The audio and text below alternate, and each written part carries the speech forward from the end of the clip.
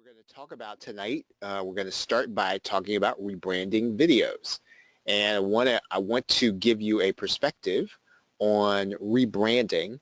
If you get this perspective, then the whole idea about taking PLR and redoing it in a way that's going to both help you to generate more leads and then to make more money, I think this will kind of make it a little clearer as to what it is you're trying to accomplish when you're doing this, right? And I think that's what everybody wants to know. So let's dive right in, and let's start by talking about rebranding videos. Let's talk about rebranding videos.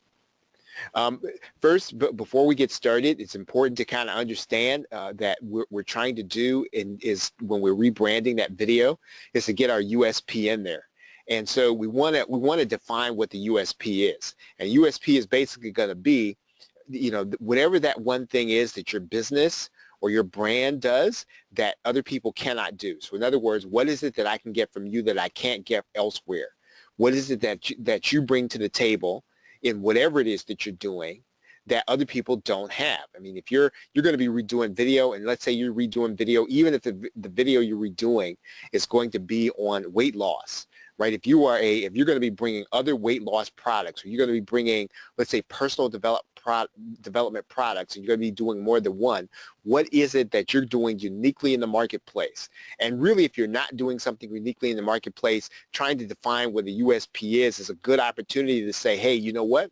What is it that people want, that they value, that I can bring to them that they cannot get elsewhere? That is really what you want to try to do. So when we put something else, when we add to a piece of PLR, we add to text PLR, if we add to a video, what are we trying to add to it? We're trying to say something in that product that by the time the person who's reading it, they finish consuming it, that they're left with the impression that, hey, you know what, this was great. What I got uniquely, and I can only get it from someplace else. And that might mean the uniqueness of the information, yes, but it also can be anything that you're going to do to the PLR that's going to be unique that people cannot get elsewhere. So USP is going to be important. So let's talk about what a brand is, because a brand is different.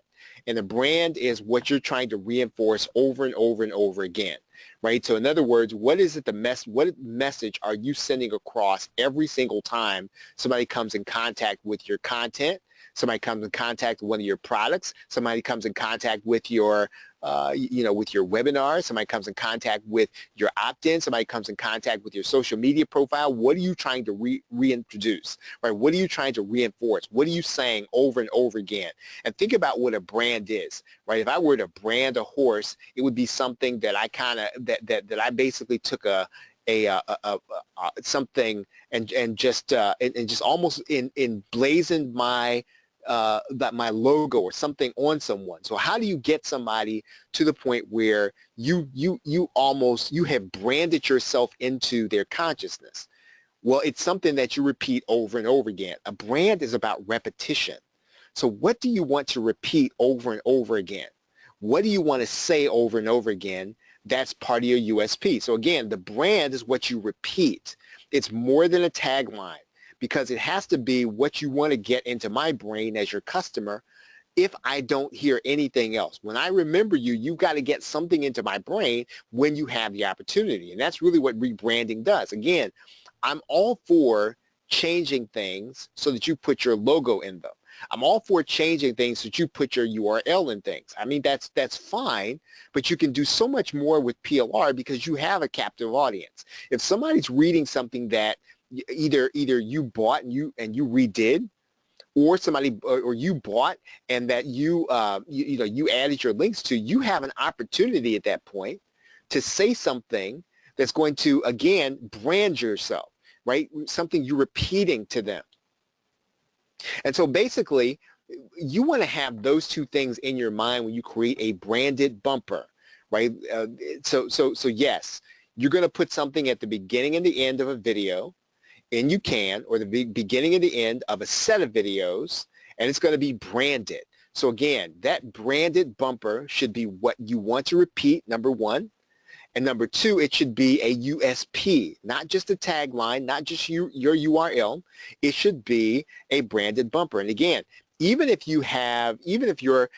what you're trying to get across in the brand is going to be a call to action, right? Even if it's going to be go to this page and get this one thing that they can only get from you, right? If that's going to be your message, then you've got to take the opportunity inside of your branded bumper to say and give a call to action to something that's unique over and over and over again. So the key to branding anything in PLR is as many times as you can say it, as many times as you can get it in, as many times as you can place it in front of the customer, as many times as you can hear it, without ruining the experience for them. You want to get your message, the one message you want them to take away, in front of that PLR video. What's the logic behind that? The logic behind that is that in the call to action, again, when people consume information, they're probably going to be skimming things. They're probably going to be skipping over something. They're not going to spend a long time with it. So what do you want to say at the very beginning of that video if you don't get a chance to say anything else that's going to be unique and that you want to say over and over again? That is what you have to think about when you start putting together a branded bumper. What can I say, right? What can I get people to do? What am I trying to drive people toward? Again, in the branded bumper, what is the USP? What can you say? So what is an example of something that you can say in a branded bumper? When you're talking about, first of all, your unique take on the information. So in other words, yes, they're going to get PLR from, let's say, us, but you are going to explain what it means in your context. So you get a PLR video, and what you're going to do is you're going to tell people what it means. Let's say that your niche is weight loss instructors. Well, what can a weight loss instructor do with, let's say, Amazon S3? Well, you're going to explain that because you're the expert on your niche. If you are the expert in let's say, a productivity coaching, right? You're going to bring context to the PLR, and that is what you're trying to do in the branded bumper. You're going to give context, number one. Number two, you are also going to make sure that at the end of your discussion, whatever it is that you're bringing to that unique PLR video, that you're going to leave people with an explicit instruction to go and do something. Right? And that is what you can say inside of your branded bumper. Should you do one, or should you do one for each video? If possible, you should do a branded bumper for each video that you're going to be selling. You should do a branded bumper for each video that you're going to be putting on your website. If you're going to use PLR, number one, you should be giving context to it. Number two, you should be stating your brand. Number three, you should have a USP. All those three elements make a branded bumper. So again, yes, it's necessary for you to make it unique and make a good experience from the video. Yes, it's great to have, let's say, something that you say about your business, but you've got to give the call to action too. All three things belong in the branded bumper. The question is going to be now, the question comes up, should you outsource the voiceover? And I'm going to always say no to that. Right? Because again, especially when it comes to the PLR video, you can have your voice part of the video as long as you're bringing valuable context. Right? When you say inside of the video, here's what you're going to say. Let's say that you bought a PLR video and they're going to hear my voice teaching a concept. Well, you're going to come on at the beginning and you're going to tell them what it means. You're going to point out to them some of the things they're about to see and how they should think about it. You're going to point out to them how they're going to use it in your niche. It should be your voice doing that. And again, you can do that credibly by saying, hey, we partner with this company to teach these things, but here are the things that you're going to have to remember about what you are about to see. Then really and truly, if you really want to do a high quality job with the video, you put a bumper at the end. And that bumper says something like, hey, this is what happened in this video. Here are the things that you want to think about once again. In order to get more information about more of these things, Here's where you want to go to this page in order to get this thing that we have for you, because we're the only ones that do this, right? All of those three things should be inside of your bumper. The context, the branding, and the USP. Again, every time you get the chance, because what you're trying to do is reinforce that the information they're getting, they can only get it from one place. The way you deliver it is the only place they can get it, and you are the only one that can give it to them. So let's talk about video only. So let's go on screen. So you should have a video editor if you're going to rebrand your video. The most important thing are going to be the things that we have just discussed, right? Because if you're trying to figure out, well, what should I say in my bumper, right? Those are the things that you must put in there in order for it to help you to generate more profit, right? So what we're going to do here is we're going to import a PLR video, right? I'm just going to import a video here.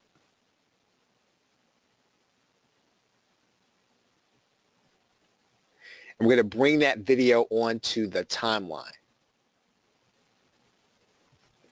Right now I've got a couple of choices when I rebrand the video. Of course, what I can do is I can record another video. Right now, let's just say that for the sake of argument, let's just say that this video is the one that you recorded as your bumper, and this video is the one you recorded as your close. Right? Now let's say that you recorded those two videos. What are you going to do with those videos? Well, when it comes to Camtasia, all you're going to have to do is you're going to need to bring these things down to the timeline. Now those things are a little long, but that's actually fine, because I want to show you how to do this anyway. Let's say that this is a little long and all you're really going to need is a little bit of this. So what I'm going to do is I'm going to bring this to the point. I'm going to cut out a lot of this inside of Camtasia. So all I'm going to do is I'm going to bring this video to this point. I'm going to hit the split command and I'm going to take that totally out. Right? Let's say I might take some more out of this.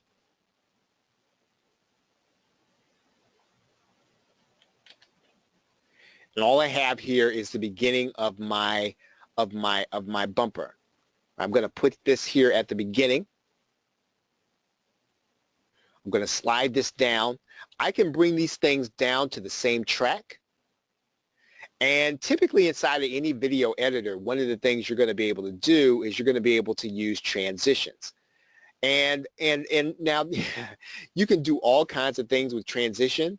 And typically, when it comes to transitions, the most conservative thing is going to be the best. So don't get people distracted with something that's too fancy. The one that I personally like to use is the flip, right? So all I got to do is drag that down. Now, again, it might work differently inside of your version of Camtasia. It might work differently inside of your video editor. But all I've got to do is bring that down to the timeline. So let's see what's going to happen here. So when that transition happens, it's going to turn, right? So that's what happens. Let's see it. Let's watch that again. Okay, so basically that's what a transition does. So at the end of this of the visual piece that I did, one of the things that's going to tie it together, that this is going to be something different, even though it's your voice is going to be different from mine. You can help that process by doing a transition, right? So in other words, it may seem a bit of a disconnect if they're listening to your voice and then they start listening to mine, right? But it won't be a disconnect if you use a transition, and you want the transition to be visual, just like the one that I just did. And you're going to be able to do the same thing about a bumper at the end. So, for example, if I were to do a bumper at the end, I'm going to do the very same thing, right? So I'm going to find the closer. I'm going to come back here to the clip bin, right? I'm going to add that one to the timeline. Let's say I'm only going to use a little bit of this.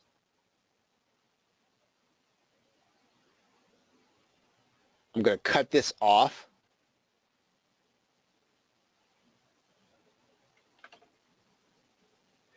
And then I'm going to use another transition, right?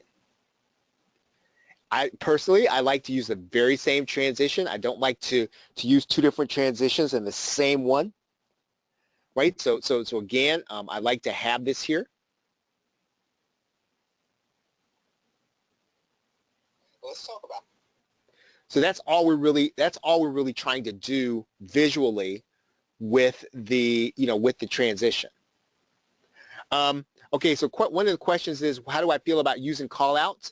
I think that if you can use a callout in a way that's going to complement what you're trying to do. So for example, if my goal here in the bumper is to reinforce something, right, and I can do that effectively using a callout, I'll do it. So for example, maybe what I want to do here is I want to say,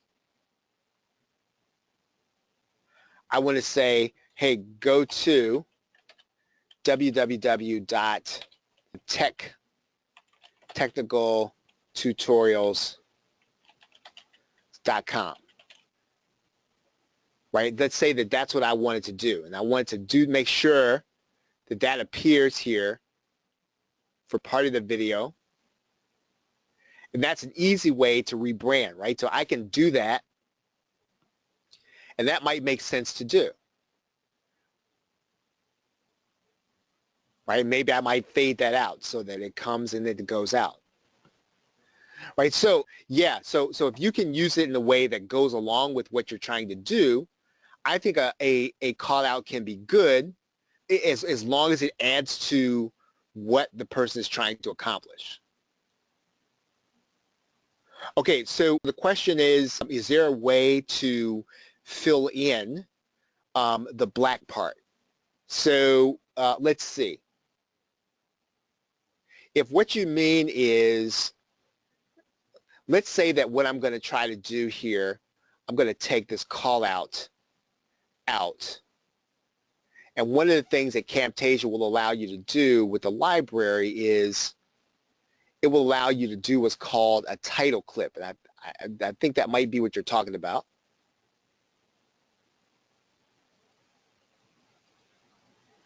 And that will appear here at the beginning.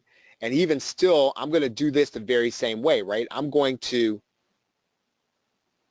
going to take that title clip, and what I like to do with the title clip is just slide this down so that it appears at the beginning. Right now in Camtasia, what you can do with the title clip is you can click Edit Callout, and then you can edit this writing in here. Go to www.go.com.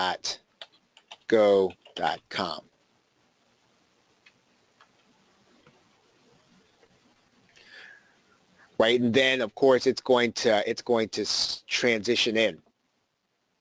Okay, so when you say you've got so the question is about a black cloth background, but it doesn't cover a little corner. If you're adding in a transition, if you're going to add something from up here, one of the things that you can always do with Camtasia, let's say you're going to add in a shape, is you want to look at the shape's properties.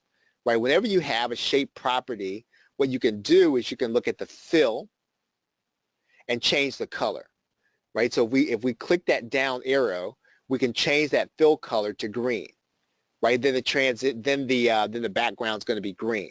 We can look at the fill color, and we can make it red. So typically, what you're going to want to do is to look at the fill color in the properties of the callout, and you can always change the color. You can change the effect of the color. Right, so we can change the style. We can typically change whether or not there's going to be a border around it. So you're always going to find that when you are in the properties area of the particular callout, right? So when you get to the callout, there should be areas where you can adjust the callout. Okay, great question. That was actually right alongside of what we're trying to do. So again, when you're adding in your branded video, you should probably do the video ahead of time, right? When you're adding it to the timeline.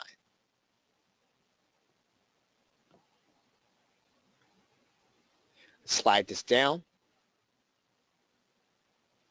Okay, so one of the things that we can also do is, let's say that what you're going to be doing here at the beginning, of course, let's say that you actually do have something done. Let's say you have something done at Fiverr and you want to have a little video done, or you want to have one created, and you want to add some music to it, or you want to just do a visual. You can within Camtasia, right? They give you royalty-free music. Now, again, I wouldn't use the same royalty-free music that everyone else has, right? But again, adding in music is a good touch to the video, because typically you're not going to have a PLR video, and it's not going to have, and really should not have, music to it.